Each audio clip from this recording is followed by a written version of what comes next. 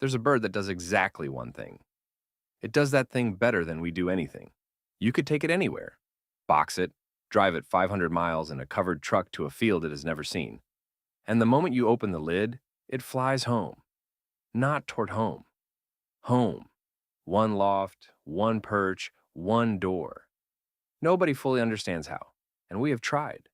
Magnetic fields, the position of the sun, the smell of the air, even the routes of motorways. The pigeon has declined to comment. It just goes.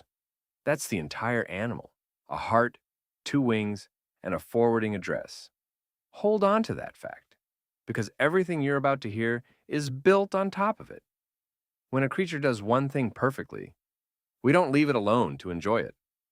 We give it a job.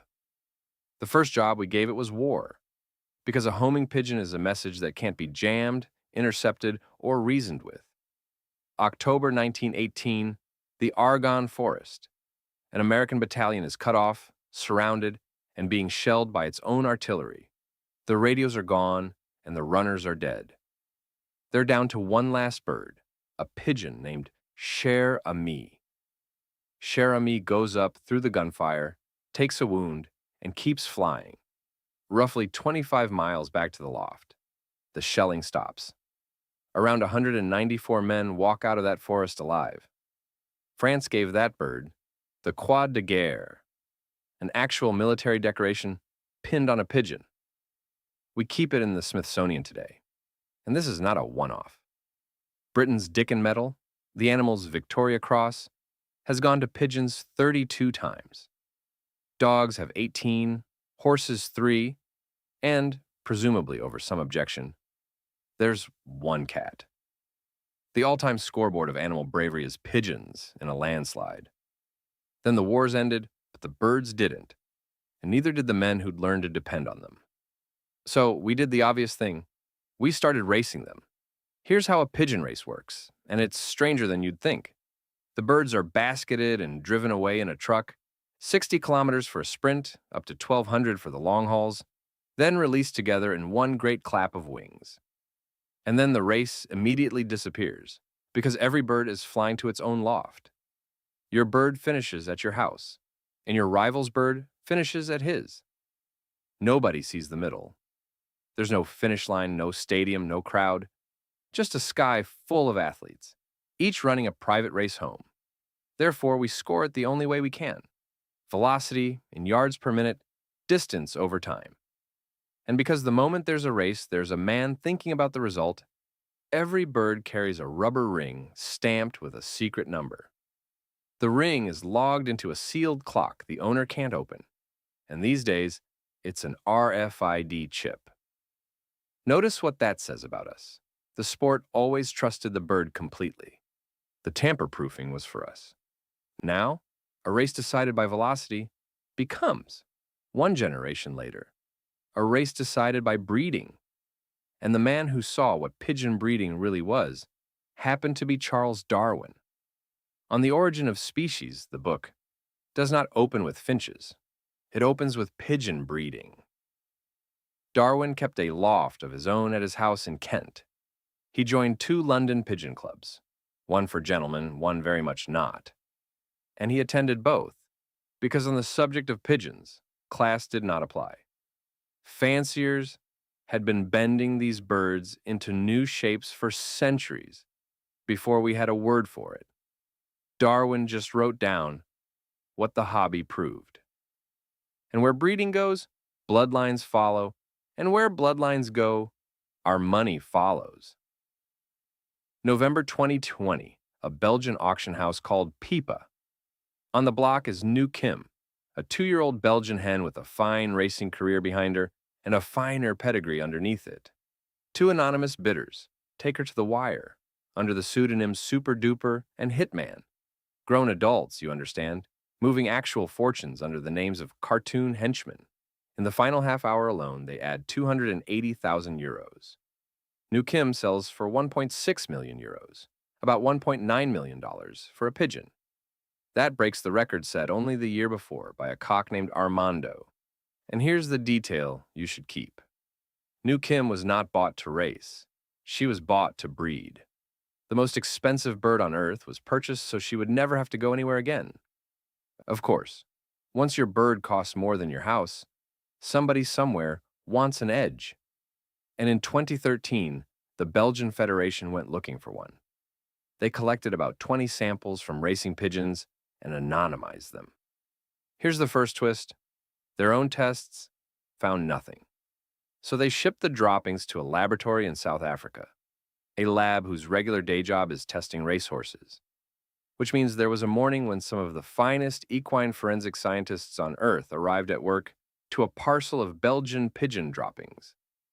6 samples came back positive, 5 for a painkiller made for humans and 1 for cocaine.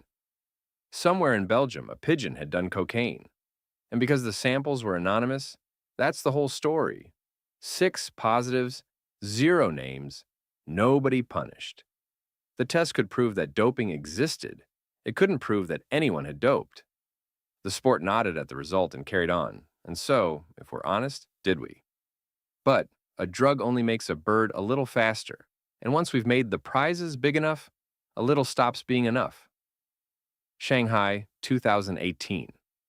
2 racers, surnamed Gong and Zhang, enter the City Association's annual race, roughly 600 kilometers, Henan Province to Shanghai. Their preparation takes a year, which is longer than you'd spend planning most honest things. They raise their birds at 2 feeding points, one in Henan and one in Shanghai, so the pigeons grow up treating both places as home. Remember the one fact we started with, a bird that knows exactly where home is. If you wanted to beat a pigeon, you would have to beat the only thing it is ever certain about. So the perfect fraud, if you think it through, is to give the bird a second home. On race day, they let the birds fly to a spot near the start, pack them into milk cartons, and carry them to Shanghai on a high-speed train. They take the top 4 prizes worth over 1 million yuan, about $150,000. And they're caught because, you can probably see this coming, their birds are too fast. The winning times shatter the race record, because pigeons on a high-speed train are very fast pigeons. The sport looked at those times and knew. And we should be fair about what they were chasing, because we are the ones who made a bird worth a year of a man's life. To cover it up, the 2 men killed the birds and returned the prize money. A Shanghai court gave both of them 3-year suspended sentences for fraud and fined them. They never cheated the clock. The clock worked perfectly.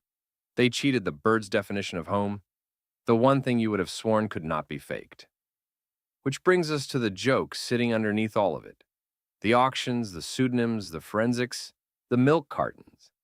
There has always been something faster than cocaine, faster even than the train. And it's perfectly legal, and every fancier knows it. It's called the widowhood method, and it works like this. You pair a cock with a hen, and you let them bond, nest, court, settle into the small routines of a married couple. Then, on race day, you take him away from her. You basket him with the rest of the field, you drive him 300 miles, and you open the door. And he comes home like the sky is on fire because his mate is in that loft and he doesn't know why he was taken from her. Only that every wing beat closes the distance. So look at the ledger we've written for ourselves. Giving a pigeon cocaine, banned. Taking a pigeon's wife, technique. That's the kind of rule we're supposed to keep unwritten. And the sport didn't even hide it. It named the breakage widowhood, which is both an exaggeration and a confession. The €1 million hen, the horse lab, Super Duper and Hitman, the sealed clocks, all of it runs on a bird that wants, more than anything, to get back to his wife. We built an economy on top of a marriage, which might explain why the people who love these birds love them the way they do, completely and a little past reason. Mike Tyson's first fight before the belts, before any ring, was a street fight in Brooklyn over a pigeon, and he said it plainly years later. The first thing he ever loved in his life was a pigeon, because, for all the money we've stacked on this bird, it has never once changed its terms. It flew home through the guns of the Argonne. It flew home past our rubber rings and our sealed clocks. It'll fly home tomorrow. straight past whatever price we've put on it, to one loft, one perch, one door. We invented the sport, the market, and the scandal.